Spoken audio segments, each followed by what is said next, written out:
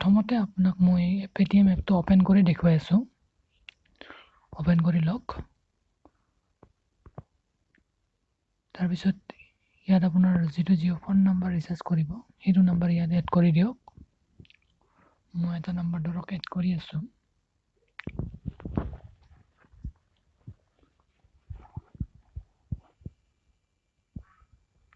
browse প্লেনত click কৰক ইয়াত চাওক ইয়াত কোনো জিও ফোনৰ প্লেন উপলব্ধ নাই এটো এটা ইস্যু চলি আছে নিশ্চয় জিও ফোনৰ প্লেন ইয়াত উপলব্ধ নাই এতিয়া আপুনি মাইজিও এপটো ওপেন কৰক ইয়াত লিংক নিউ একাউন্ট এই অপচনটোত ক্লিক কৰক মোবাইল যেটো অপচন বটম আছে এটো ক্লিক কৰক ইয়াত আপোনাৰ যেটো নাম্বাৰ ৰিচাৰ্জ কৰিব হেতু নাম্বাৰ দি পেলাই জেনাৰেট ওটিপি ক্লিক কৰক এই নাম্বাৰটোত এটা ওটিপি যাব ওটিপিটো আপুনি ইয়াত মাৰি পেলাই আপোনাৰ একাউন্টখন এড কৰি লওক এতিয়া সুইচ একাউন্টত ক্লিক কৰি এই একাউন্টখন সিলেক্ট কৰি লওক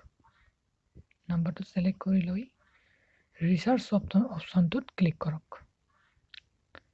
এতিয়া আপুনি ওপৰৰ তিনিটা অপচনৰ পৰা জিও ফোন অপচনটো সিলেক্ট কৰি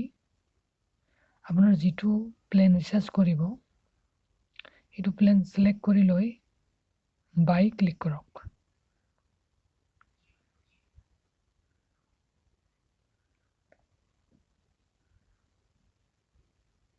এতিয়া আপুনি ইয়াত